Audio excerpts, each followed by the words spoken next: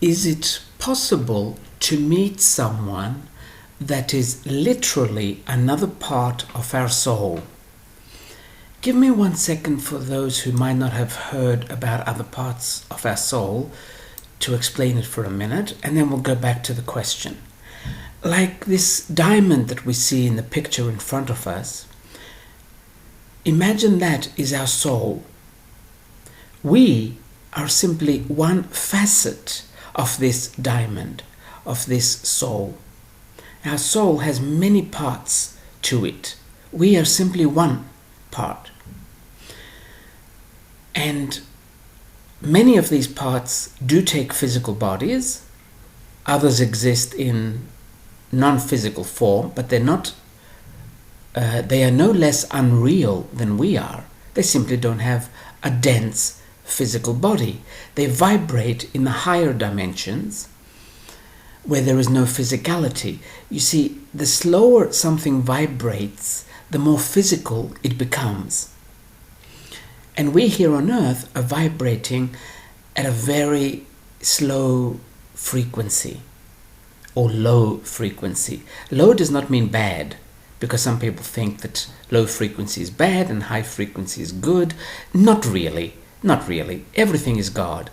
However, if a soul wants to experience the physical realms, the physical realities, it will send parts of it out to a slower vibration, and then they become physical.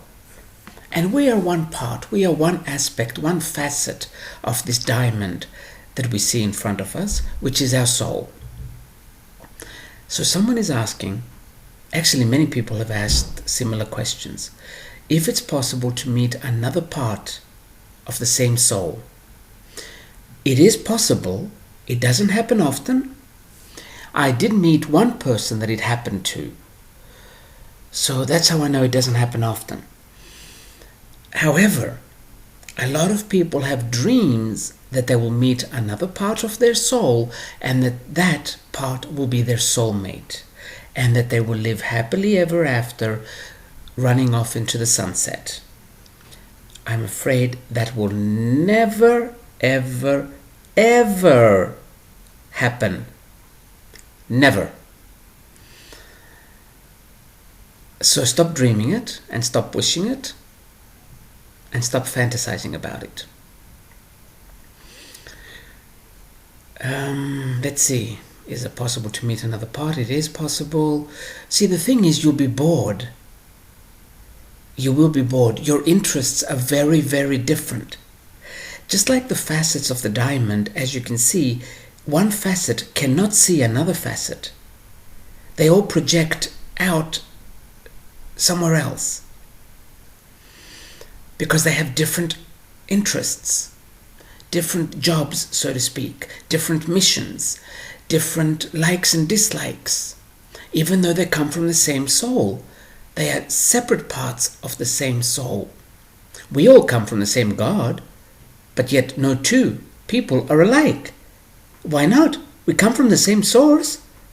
We know we are all one, and yet no two people exist that are alike.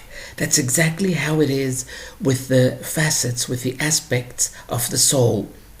No two parts of the soul are alike, and no two parts of the soul have the same wants. So if you do meet someone, you will feel something for a minute,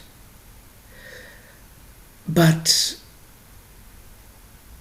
you won't be able to be together, to live together, to spend a lot of time together, because you'll be too different. Way too different. And this is why it's never, never, never going to happen that you're going to meet another part and you will live happily ever after. It just is impossible to happen. Of course, nothing is impossible, but it'll be impossible because it'll be boring, because we will have nothing in common. Let's see what else. I can say the story about the one person I met. She told me the story. I wasn't there when she met the person, but she told me the story. She went to a Chinese restaurant with her friend. The waiter comes up and she and the waiter were looking into each other's eyes for what seemed like an hour, but it was only about 30 seconds. No talking, just looking into each other's eyes.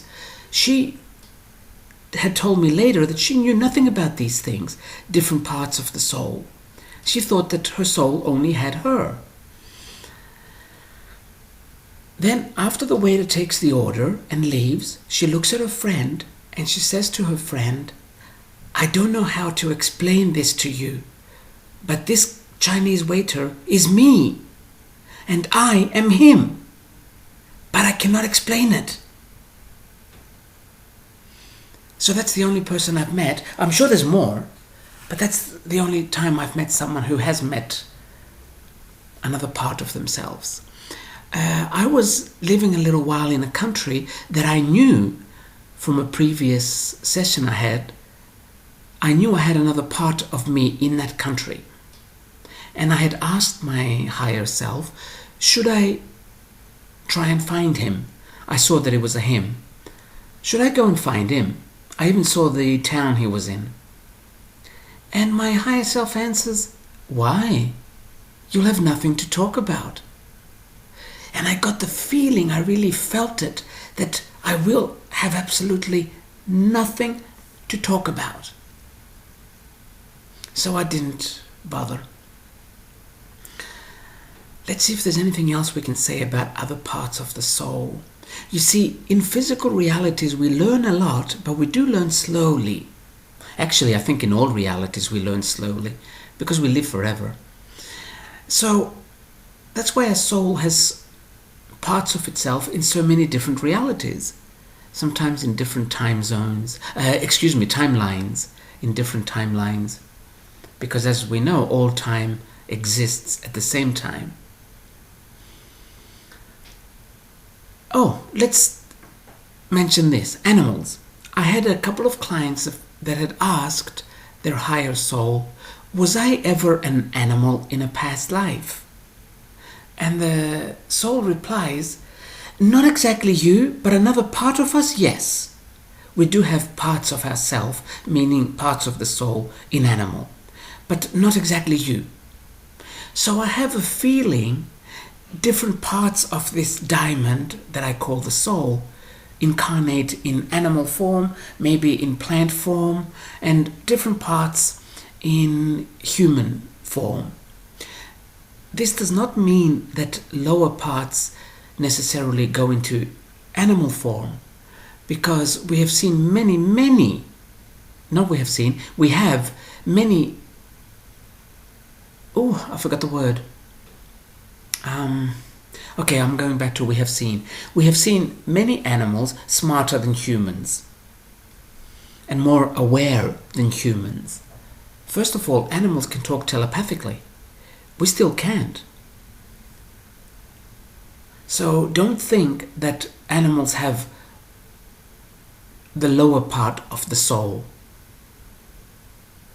They might be the most evolved parts. I think I'm going to leave it at this because nothing else is coming to me right now.